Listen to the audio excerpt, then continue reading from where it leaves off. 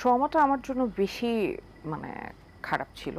মানে আমার তো এমন সিচুয়েশন ছিল যে আমাকে আসলে মানে হসপিটালাইজড হতে হয়েছে।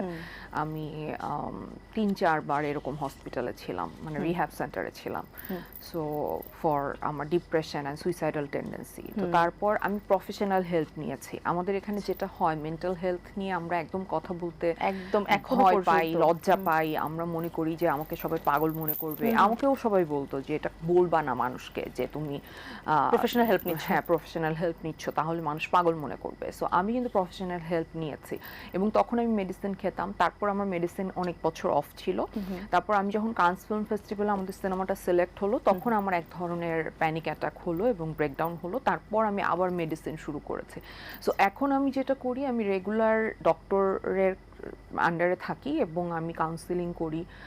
যখন মনে হয় যে খারাপ সময়টা আসছে, আমার ডিপ্রেশন হয়তো কোনো কারণে হিট করবে, তখন আমি এখন আমি নিজের সাথে নিজের বোঝাপড়াটা হয়েছে। কিন্তু যখন এগুলো প্রথম শুরু হয়েছে, তখন কিন্তু অনেক ভয়াবহ ছিল জিনিসটা। মানে আমার কোনো সাপোর্ট সিস্টেম ছিল না। মানে কেউ এসে আমাকে বিষয়টা বলে আপনার নাই। জন্য তো অনেক কষ্টকর হ্যাঁ, ছিল, আমি কারণ আপনি তখন অনেক বলছেন ছোট ছিলাম। রাইট, এবং আপনার ছোট ইচ্ছে ছিল ছিলাম, যে আপনি বিয়ে করে সংসার করবেন, সেখানে একটা করব। থাকেই তো একটা মেয়েদের আলাদা একটা এবং এক্সপেকটেশন। সেই জায়গা থেকে আমি যখন ধাক্কাগুলো একটার পর একটা খাচ্ছিলাম, এবং যখন আমার আশেপাশে আমার আপন বলতে কেউ ছিল না, আমার পরিবারের কেউ আমাকে বুঝতে চেষ্টা করছে না, আমার আশেপাশের কোনো ফ্রেন্ডদেরকে আমার কাছে আসতে দেওয়া হচ্ছে না, আমার ওদের সাথে মিশা বন্ধ করে দেওয়া হয়েছিল। সো সব মিলিয়ে না একটা ভয়াবহ বিভৎস একটা কুৎসিত সময় পার করেছি।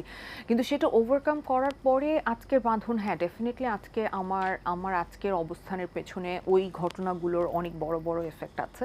বাট তখন আমার ভাইরা আমাকে অনেক সাপোর্ট করেছে, এটা সত্যি, এটা আমার মনে রাখতে হবে। আমার 2-1 ফ্রেন্ড আমাকে অনেক সাপোর্ট করেছে। তো পরবর্তীতে ধরো অনেক মানুষ পেয়েছি যারা সাপোর্ট করছে, পাশে থাকছে, কিন্তু কিন্তু প্রথম সাপোর্টটা যেটা ওইটা দরকার ছিল, খুব ইম্পর্টেন্ট।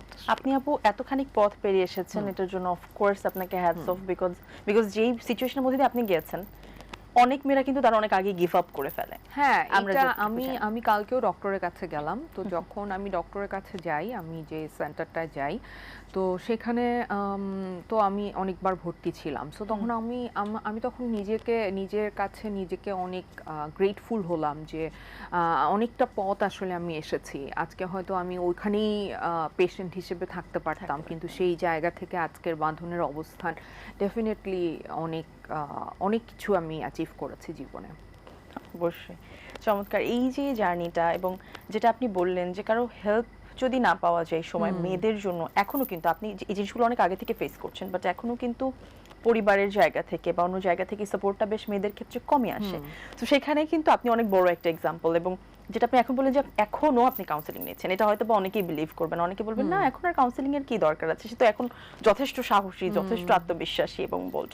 বাট আসলে ভেতরের গল্পটা যার সঙ্গে হয় সেই জানে। জানে। আচ্ছা,